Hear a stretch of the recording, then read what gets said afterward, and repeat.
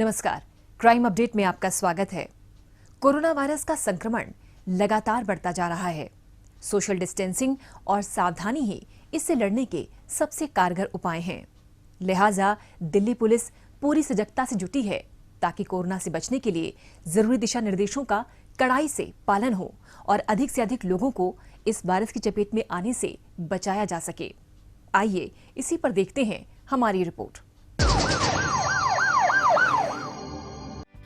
Corona महामारी के खिलाफ जंग जारी है।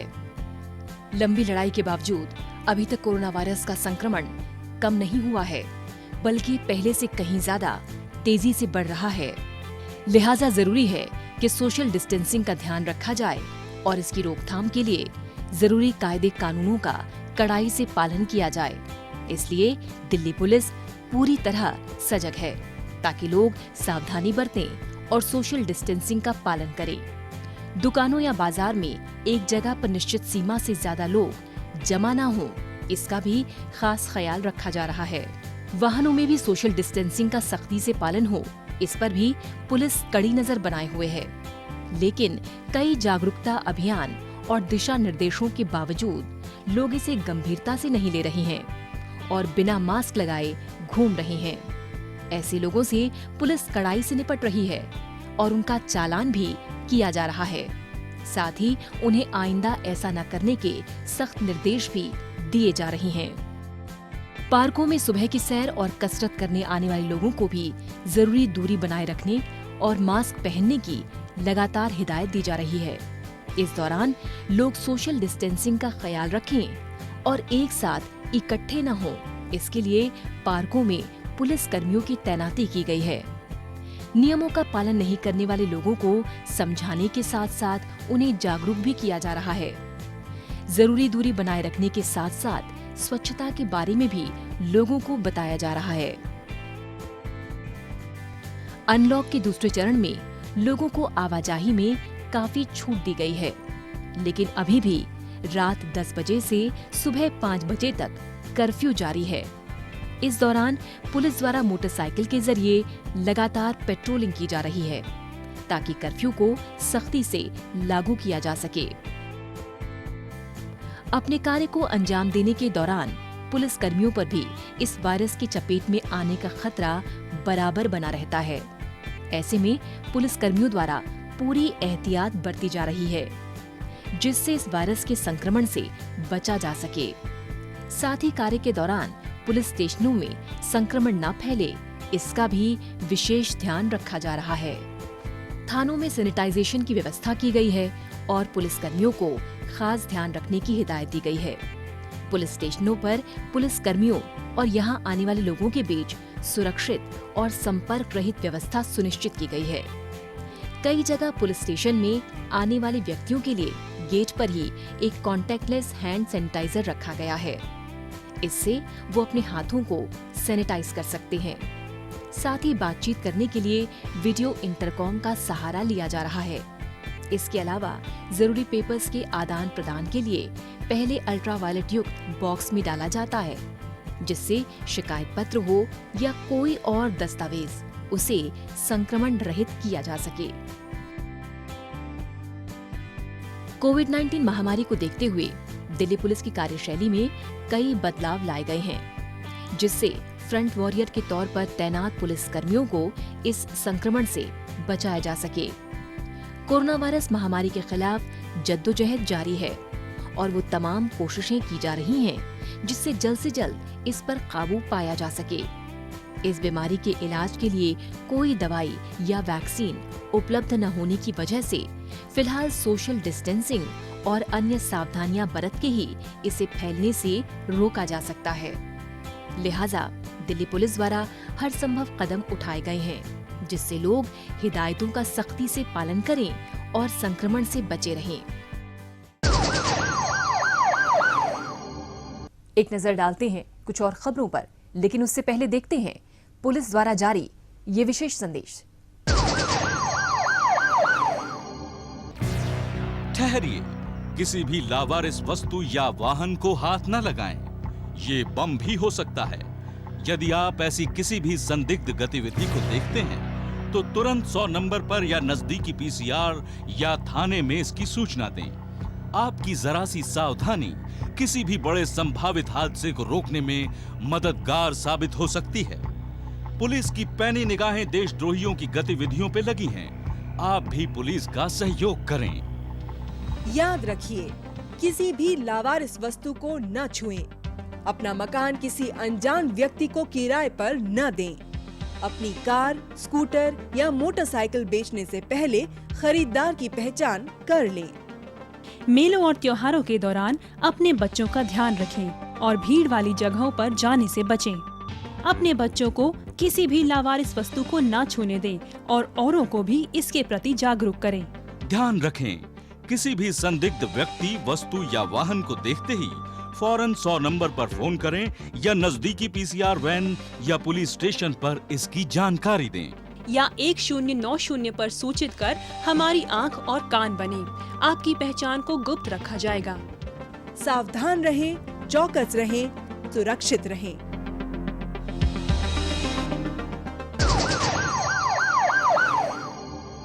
शाहदरा जिला पुलिस ने कुख्यात अपराधी अनीश उर्फ बाबू को एक मुठभेड़ के बाद गिरफ्तार करने में कामयाबी हासिल की है। पुलिस को सूचना मिली थी कि लूटपाट और झपटमारी के कई मामलों में शामिल एक कुख्यात बदमाश ओल्ड सीमापुरी इलाके में आने वाला है। इस आधार पर पुलिस ने संभावित इलाके में जाल बिछा दिया। इसी बीच पुलिस को एक शख्स मोटरसाइकिल पर आता दिखाई दिया, जिसे रुकने का इशारा किया गया। अपने को घिरता देख इस बदमाश ने पुलिस पर गोली चला दी और भागने लगा। पुलिस ने भी अपने बचाव में उस पर फायरिंग कर दी, जिसमें वो जख्मी हो गया। स्टाफ को एक इन्फॉर्मेशन मिली कि कोई क्रिमिनल है जो कि मोटरसाइकिल पे घूम रहा है और रॉबरी और स्नैचिंग की वारदात में शामिल रहता है। ये इन्फॉर्मेशन जैसे ही एसएचओ हरीश कुमार से शेयर की गई, इमीडिएटली स्टाफ को स्ट्रेंथन किया गया और पिकेट स्क्वाड स्ट्रॉन्ग किया गया और साथ ही साथ चेकिंग को काफ़ी सख्त कर दिया गया। जिस समय पे एक वाइट अपाची आते हुए दिखाई दी तो स्टाफ ने जो पिकेट पे खड़ा हुआ था उसने रोकने की कोशिश करी, तो मोटरसाइकिल राइडर इमीडिएटली वापस मुड़ के भागने लगा। जब पुलिस ने थोड़ी और सख्ती करके रोकने की कोशिश करी तो इमीडिएटली क्रिमिनल ने सीधा पुलिस की तरफ 3 राउंड्स फायर करे। पुलिस ने भी रिटेलिएटरी फायरिंग करते हुए फायर करा और उसमें से एक बुलेट जो है क्रिमिनल के पैर पे लगी, जिसको बाद में अनीश बाबू के नाम से आइडेंटिफाई किया गया, जो कि एक नोन क्रिमिनल है, काफ़ी सारी स्नैचिंग और रॉबरी की वारदात में शामिल रहता है। पुलिस ने पकड़े गए बदमाश के कब्जे से एक देसी पिस्टल, 5 कारतूस और एक सोने की चेन बरामद कर ली है। शाहदरा जिला पुलिस ने मकोका केस में वांटेड एक कुख्यात अपराधी राशिद उर्फ शिब्बू खान को गिरफ्तार करने में कामयाबी हासिल की है। पकड़े गए बदमाश पर हत्या की कोशिश, रॉबरी समेत कई संगीन मामले विभिन्न थानों में दर्ज हैं। पुलिस को सूचना मिली थी कि आरोपी राशिद गांधीनगर के पुश्ता रोड से गाजियाबाद की तरफ जाने वाला है। इस आधार पर पुलिस वहां बैरिकेड लगाकर वाहनों की चेकिंग करने लगी। इस दौरान पुलिस ने जब एक मोटरसाइकिल सवार युवक को रोकने की कोशिश की तो उसने पुलिस पर गोली चला दी और भागने की कोशिश की। जवाबी कार्रवाई करते हुए पुलिस ने भी अपने बचाव में उस पर फायरिंग की, जिससे वो जख्मी हो गया। बाद में पुलिस ने उसे गिरफ्तार कर लिया। पुलिस ने अपराधी राशिद के कब्जे से एक देसी कट्टा, 18 कारतूस समेत एक मोटरसाइकिल जब्त कर ली है। उत्तर पूर्वी जिला पुलिस ने एक युवक अरमान की हत्या के मामले को 24 घंटे के भीतर ही सुलझाते हुए 2 आरोपी कन्हैया और आकाश को गिरफ्तार किया है। मिली सूचना के मुताबिक कन्हैया, आकाश, अरमान और एक अन्य शख्स एक जगह बैठकर शराब पी रहे थे। नशे में धुत होने पर किसी बात को लेकर चारों में झगड़ा शुरू हो गया। इसी बीच हाथापाई के दौरान तीनों ने अरमान पर चाकू से हमला कर दिया और उसे बुरी तरह जख्मी कर फरार हो गए। घायल अरमान को अस्पताल में भर्ती कराया गया, जहां इलाज के दौरान उसकी मौत हो गई। छानबीन के दौरान पुलिस को सूचना मिली कि हत्या में शामिल एक आरोपी कन्हैया सुंदर नगरी में छिपा हो सकता है। इस आधार पर पुलिस ने संभावित ठिकाने पर छापा मारा और उसे धर दबोचा। उसकी निशानदेही पर एक अन्य आरोपी आकाश को भी गिरफ्तार कर लिया।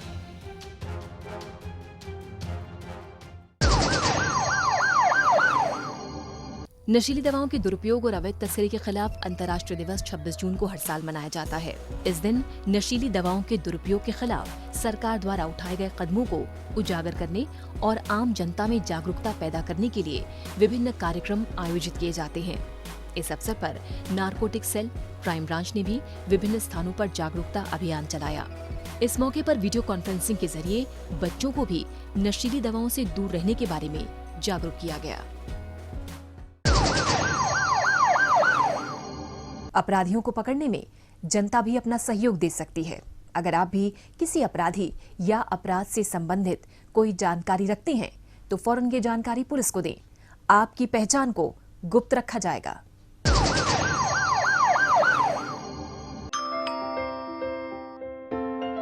बेटा, आपकी मम्मी ने मुझे आपके पास रुकने के लिए बोला है।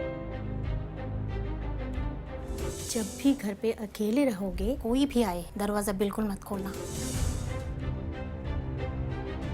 हेलो मम्मा, क्या आपने आपकी सतर्कता बेटी के जीवन का वरदान है। खुद संभलें और अपनों को संभालें। दिल्ली में यातायात को सुचारू बनाए रखना किसी चुनौती से कम नहीं। लिहाजा दिल्ली ट्रैफिक पुलिस द्वारा तमाम प्रयास किए जा रहे हैं ताकि राजधानी में ट्रैफिक को नियमों के मुताबिक चलाया जा सके। विशेष अभियान चलाकर लोगों को लेन ड्राइविंग और निर्धारित गति सीमा के अंदर वाहन चलाने के लिए जागरूक किया जा रहा है। एक रिपोर्ट। लंबे समय तक सभी कुछ बंद रहने के बाद अब लगभग सभी कार्यालय, व्यवसाय और अन्य गतिविधियां खोली जा चुकी हैं। आवाजाही के कारण सड़कों पर अब पहले की तरह गाड़ियों की भीड़ देखी जा सकती है। ऐसे में लोग ट्रैफिक नियमों का पालन करें और यातायात व्यवस्था सुचारू बनी रहे, ये दिल्ली ट्रैफिक पुलिस के लिए एक चुनौती है। लिहाजा ट्रैफिक पुलिस वो जरूरी उपाय करने में लगी है जिससे लोग सावधानी पूर्वक गाड़ी चलाएं और सुरक्षित रहें। लेकिन पुलिस की चौकसी के बावजूद भी कुछ लोग ट्रैफिक नियमों को धता बताने और उन्हें तोड़ने से बाज नहीं आते हैं।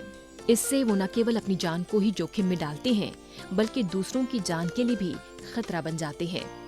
ऐसे वाहन चालकों पर लगाम कसने और उन्हें जागरूक करने के लिए हाल ही में ट्रैफिक पुलिस द्वारा एक अभियान चलाया गया। इस अभियान के दौरान खासतौर पर डीटीसी बस ड्राइवरों को ट्रैफिक नियमों का पालन करने, अपनी लेन में चलने, ओवरटेकिंग या ओवर स्पीडिंग न करने के बारे में जागरूक किया गया। इतना ही नहीं, वाहन चालकों को लेन ड्राइविंग के प्रति जागरूक करने के लिए सड़कों के बीच में पोस्टर लगाए गए हैं जिससे वाहन चालक उन्हें दूर से ही देखकर अपनी लेन में ही चलें और ओवरटेक न करें। लेन ड्राइविंग हमारे लिए बहुत इम्पॉर्टेंट है क्योंकि लेन ड्राइविंग का डिसिप्लिन रखने से एक तो जो मोटरिस्ट है खुद भी सेफ रहता है और दूसरा मोटरिस्ट भी सेफ रहता है क्योंकि उसको अननेसेसरी दूसरे मोटरिस्ट के कारण दिक्कत नहीं होती है।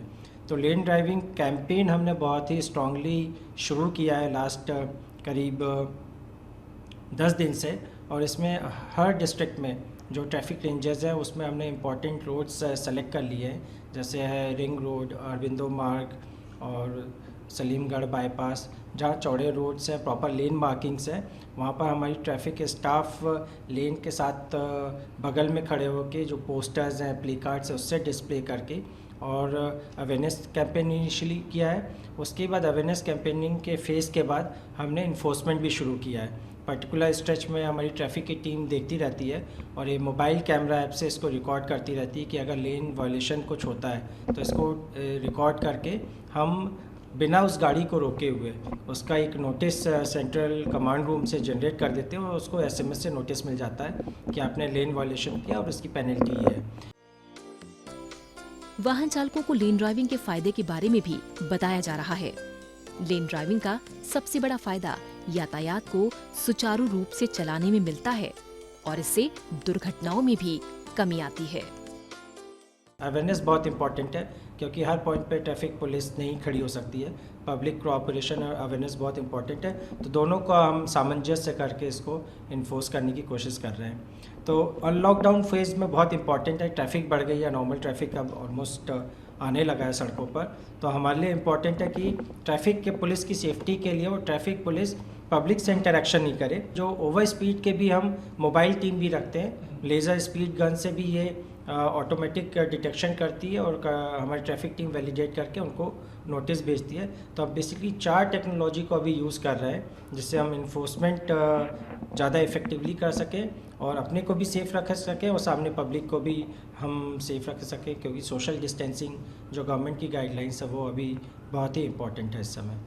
यातायात से जुड़े नियम हमारी और आपकी सुरक्षा को ध्यान में रखकर ही बनाए गए, इसलिए जरूरी है कि सड़कों पर हम इन नियमों का कड़ाई से पालन करें और अपनी और दूसरों की सुरक्षा में भी मददगार साबित हों।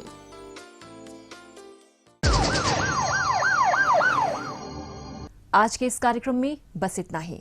अगले हफ्ते कुछ ताजा तरीन खबरों के साथ फिर होगी मुलाकात। तब तक के लिए दीजिए इजाजत। नमस्कार।